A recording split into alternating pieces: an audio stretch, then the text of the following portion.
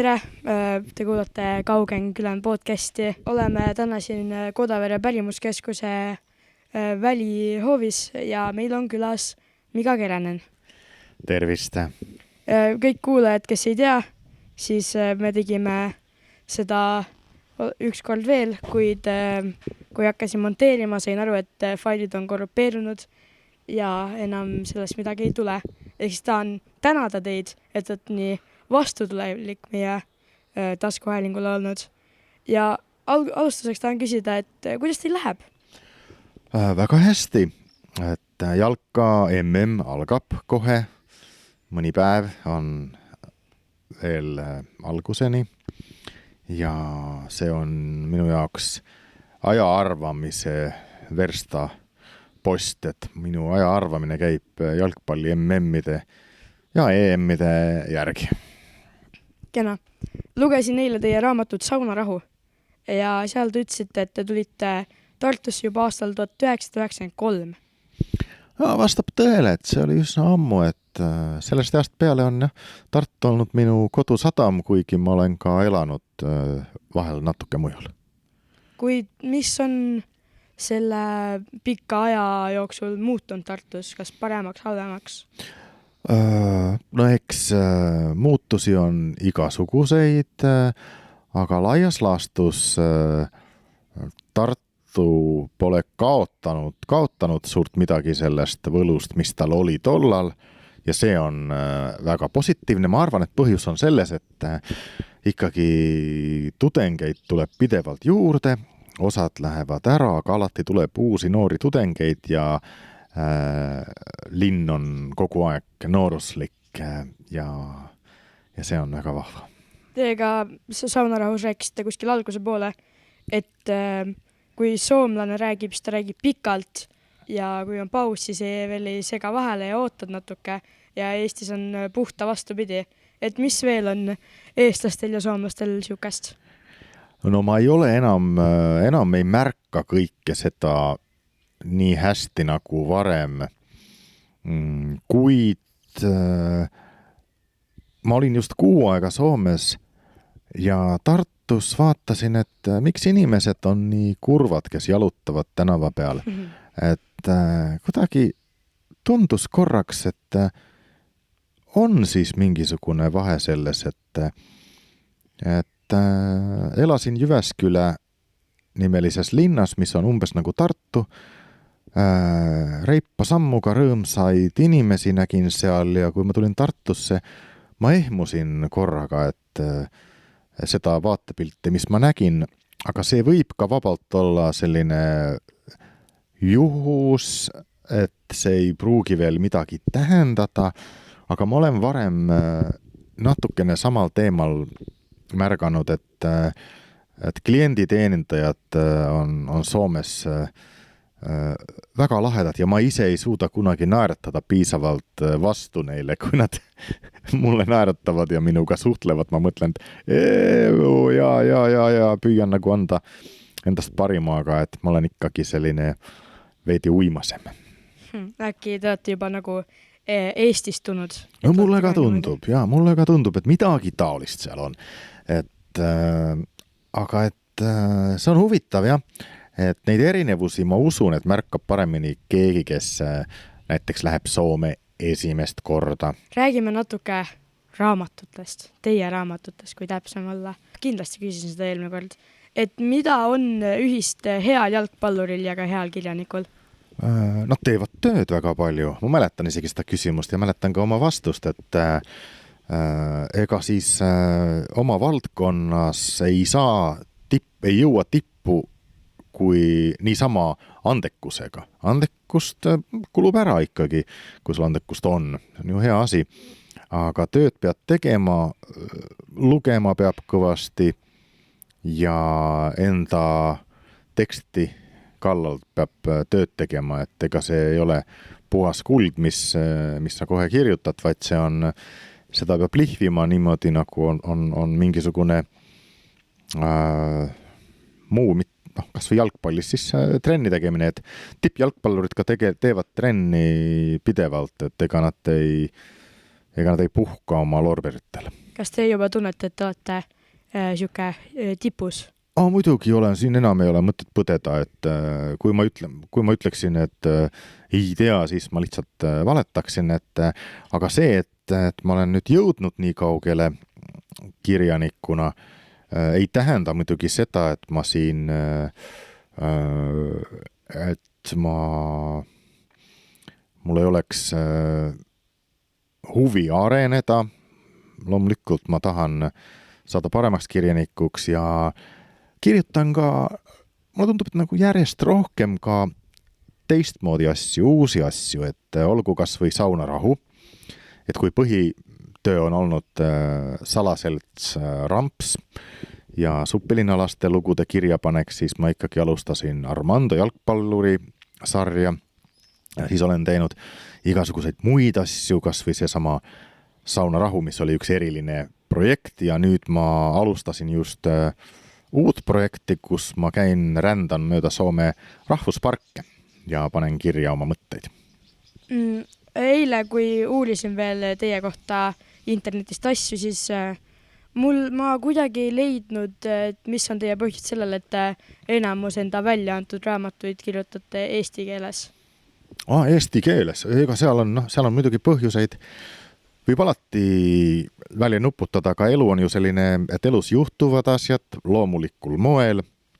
Ja minu jaoks oli täiesti loomulik, et kui ma hakkasin kirjutama Tartus Suppilinnast ahiküttega majadest, suurtest aedadest oma taimedega, siis see oli loomulik.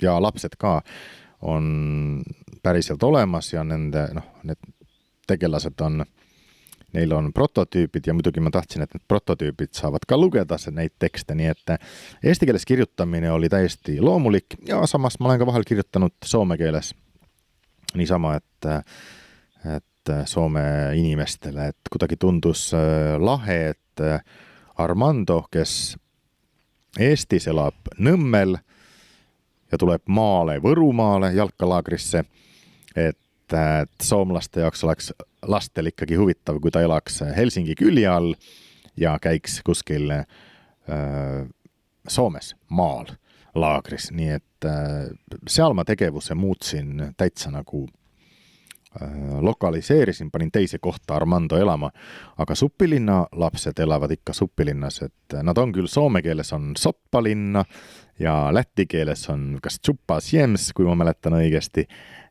aga ta on Tartu värk. Väga lahe, et jõudsite selleni, et teie raamatus on enamus ajast on need kangelased on kõik nagu lapsed. Et miks just nii, et kas lastel on mingi asi, mis neil kaob ära, kui nad on suured? No mõnes mõttes on jaa, see väga huvitavalt küsisid. Küsimus oli väga põnevalt sõnastatud. Et mõnes mõttes kaob selline, kuidas ma ütlen, see oli väga hea küsimus, kaob selline nähtamatus, et kui sa oled laps, siis sa võid ikkagi nii nagu kass või koer käia hoovist hoovi, vaadata, lastele ei pöörata võib-olla väga palju tähelepanu, sellepärast lapsed ongi väga head detektiivid ja nad märkavad asju, mida täiskasvanud ei märka. Täiskasvanud on ka tihtipeale oma mustrites kinni, et neil on oma mõttemallid, mille järgi nad toimetavad, olgu siis politseinikud või niisama inimesed, aga lastel on veel, lapsed ei ole langenud veel nagu nende mustrite ohvriks, et neil on palju rohkem fantaasiat ja seetõttu nad teevad lahedamaid asju ja tore on kirjutada sellest, et lapsed lahendavad kuritegusid. Et see mulle väga meeldib. Uurisin ka kodus seda, et kuidas see Suppilinna salaseltside raamatu järjekord välja näeb ja kas mul on õigus, et esimene neist on varastatud oranž jalgratas. Ja see avaldati 2008. Äkki oli, jah? Et mis on selle pika ajaga laste juures või noorte juures muutunud? Omajagu, et natuke nagu James Bondi filmides need tehnilised lahendused, mis olid 60-ndatel hetkel väga muljet ei avalda. Nii et samamoodi on muutunud ikkagi maailm, et ma olin väga uhke, kui ma kirjutasin Fantoomratturit ja nuputasin välja sinna ühe kavala tehnilise asja. Ma ei tohi sellest tegelikult rääkida, sest see muidu ma räägin ära liiga palju raamatust endast, aga pärast sai sellest argipäev. Tänapäeval on see juba argipäev, mis seal raamatus on. Nii et maailm ikka muutub ja ma loodan, et siiski jäävad minu lood kestma, kuigi ega seda ei tea, see on selline lootus kirjanikule, et võib-olla keegi loeb ka tulevikus, aga ega ei tea, jah. Veel viimane küsimus laste ja noorte kohta on see, kas mõni laps on kunagi leidnud teie raamatus midagi sellist, mida te ise ei pannud tähele? No, omajagu, et ikka lapsed räägivad mulle, märkavad asju, mõnikord märkavad ka selles mõttes selliseid nii-öelda keerulisemaid asju, et ma kohe otsin raamatust selle koha üles, et mis ma nüüd sinna kirjutasin, et kuidas tema sellest niimoodi aru sai, et kas natukene ka, et sellest võib-olla õppust võtta, et ikka ja täiskasvanud ka ütlevad igasuguseid asju ja selline kriitika, mis on, igasugune kriitika, mis on heatahtlik ja mõeldud selleks, et kuule, oled sa selle peale mõelnud, vaata, et sellisest armastusest nende raamatute vastu või see on ju väga tore, aga sellist muidu kriitikat, mis ma ei tea, ma isegi ei tea, muidu ma kriitikat väga ei loe, mulle meeldib arutada lugejatega asju, aga üldiselt selline võrdluskriitika, mida muidu raamatute puhul ikka tuleb ette ja loen siis läbi vahel ja siis unustan ära. Et ma ei kirjuta kriitikutele, ma tahan öelda seda, ja ma ei kirjuta ka täiskasvanutele, mis on ka väga oluline. Et ma kirjutan ikkagi, ütleme 5.–6. klassi lapsele, kes tahab midagi põnevat lugeda kohustusliku kirjanduse kõrvale ja see on see sari Ramps Salaseltsist, mida ma kirjutan. Põhiline, et Armando on natuke noorem, tema on 1. klassi poiss ja seal on ka siis mõeldud, et lugejaskond võiksid olla veidi nooremad. Ja tegelikult, nüüd kui te rääkisite, mul tuleks veel üks küsimus, et kõik see Salaseltsi sari, et ütlesid, see on 5.–6. klassi lastele ja te olete ka kirjutanud raamatud suurematele. Ja kas te siis kuidagi lihtsustate enda mõtlemist või kas te kui vahepeal panete mingi väga raske lause ja peate mõtlema, et kuule, see küll ei lähe? Jaa, ega siin see on, ma saan aru, mis sa mõtled. Pigem ma ütleksin, et ei lihtsusta, kuid Väravajoonel raamatus peategelane on 18-aastane.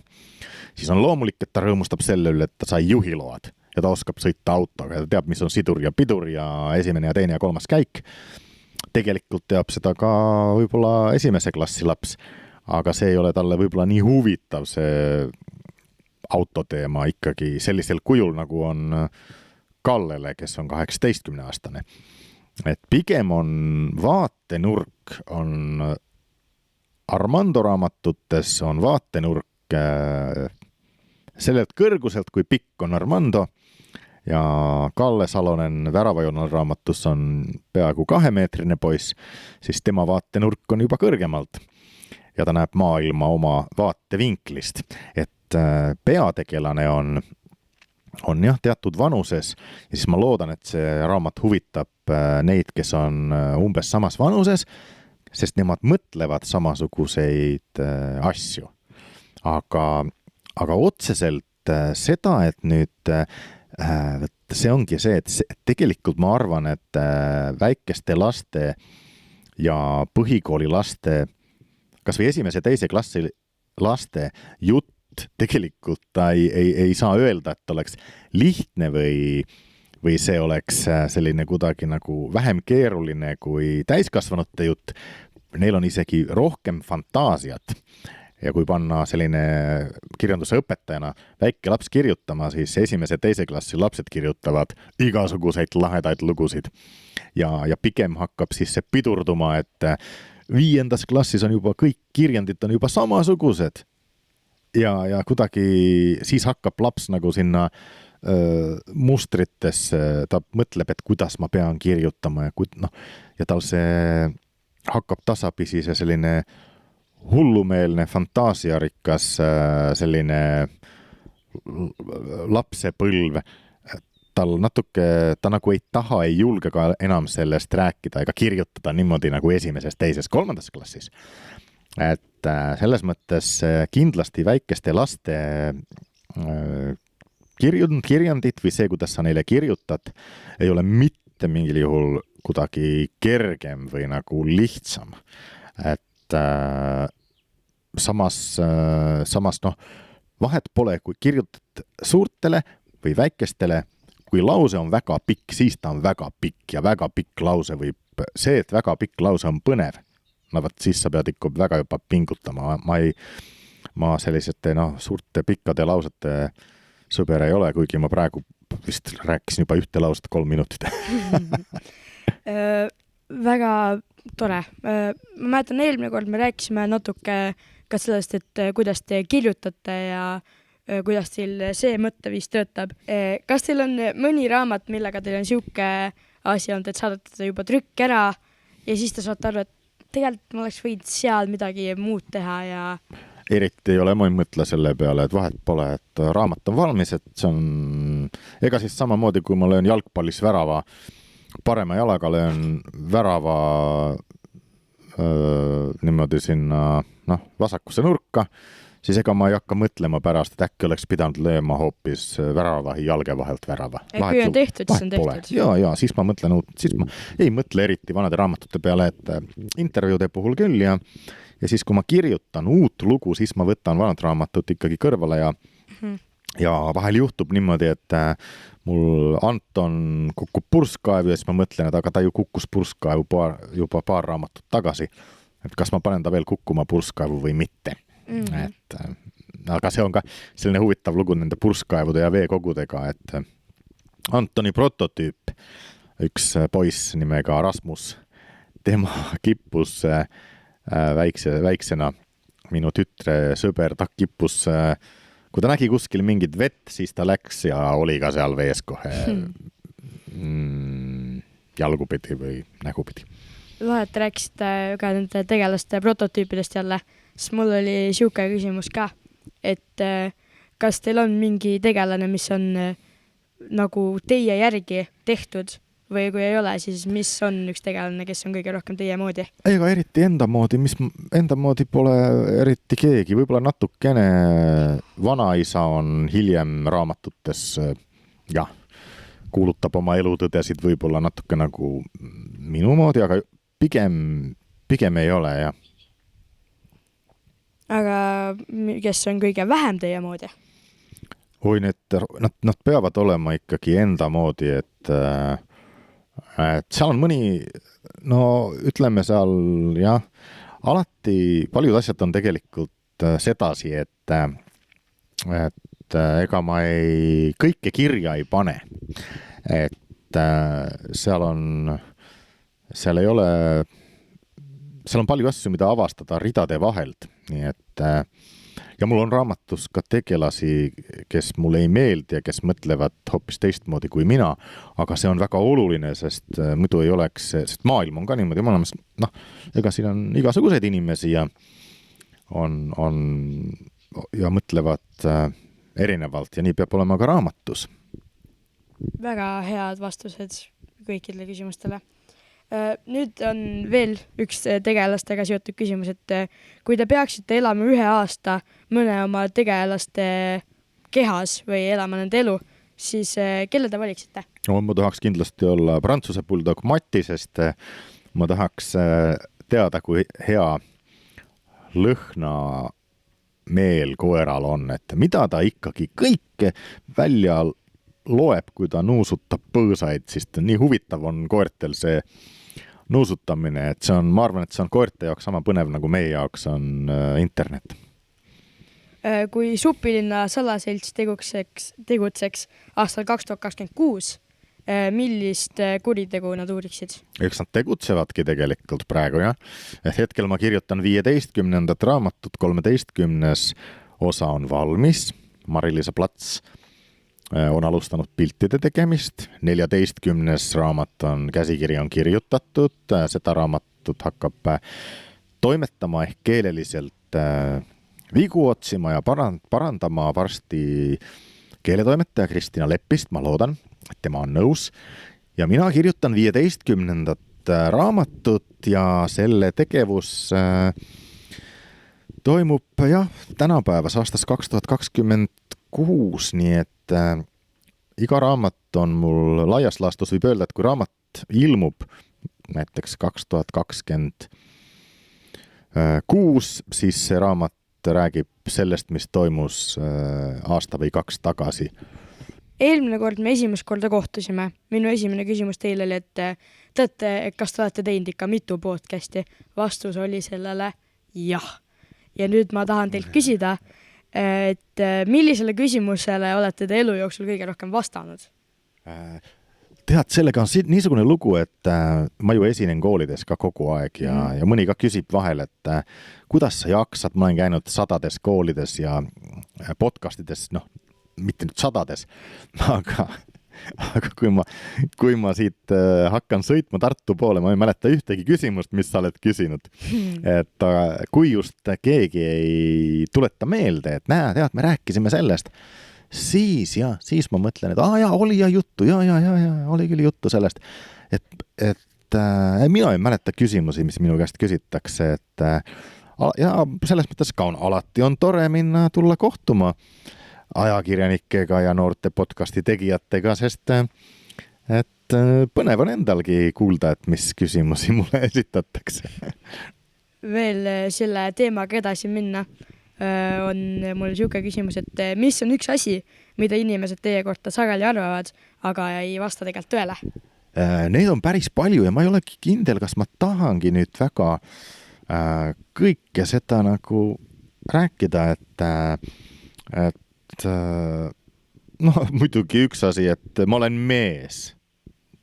Enam tihtipeale arvatakse, et ma olen naine, kui ma lähen koolidesse, siis ma küsin, et esimene küsimus on mul tihti, juhul kui näod, kui ma näen, et kõik vaatavad mind imelikkude nägudega, siis ma küsin, käsi püsti, kes arvas, et ma olen naine. Ja mõnikord on niimoodi, et üle pool lastest tõstavad käe püsti.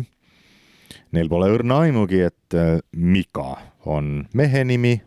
Nad teavad, et mingi kirjanik tuleb külla, räägib oma raamatutest, võib-olla on nad lugenud ka minu raamatuid, aga selle peale nad ei ole mõelnud, et on see Mika mees või naine ja pole ka see oluline. Tegelikult on väga lahe, kui ma saan neid üllatada, et siuke habemik Mika, täitsa tavaline Soome nimi, nii nagu sama, mis Eestis on Mihkel. Kuna te olete väga kiire vastaja, sest meil tavaliselt on ikkagist podcastis on vanemad naisterahvad ja meesterahvad, kellel on väga pikalt rääkida, siis on meil vähe küsimusi ette valmistatud, kuid teiega on vastupidi. Me saame rääkida veel maast ja ilmast, võib ka arutada midagi, mille peale ei ole üldse tulnud, et mul oleks ka tegelikult üks küsimus sinule, et me oleme ju siin Kodavere pärimuskeskuses, et kas sa ise oled pärit siit piirkonnast? Noh, sündinud ei ole, aga elan nüüd viimased 8 aastat olen ja. Aga kas siin seda Kodavere keelt kuuleb ka, et kas need mõned inimesed räägivad ka natuke teistmoodi? Ikka ta on nagu see keel ise on ju teistmoodi. Ja on ka meil siin vist osakes oskavad rääkida, näiteks meil oli just pühapäeval oli Kodavere laulupidu, kõik laulud Kodavere keeles ja puha. Ja siis saime laulikuid ja see on lahe, et kuidas ikka seda, et tehtakse kõik sellel nimel, et ta välja ei sureks. Ja mulle ka see hullult meeldib, et loomulikult ma olen õppinud eesti keelt ja ma tean ka Kodavere pajatusi. Ma olen käinud Võrumaal, Mulgimaal ja Setomaal ja kuidagi nüüd on väga huvitav olnud jälgida seda, et ka Kodavere kohalik keel on kuidagi nagu tähelepanu saanud, et selles mõttes on mul jube hea meel siin selle keskuse hoovis juttu ajada sinuga ja need